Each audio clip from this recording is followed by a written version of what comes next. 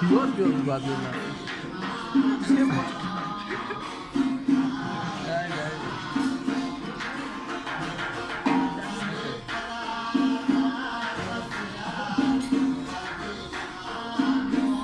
Pilot şaka değil abi.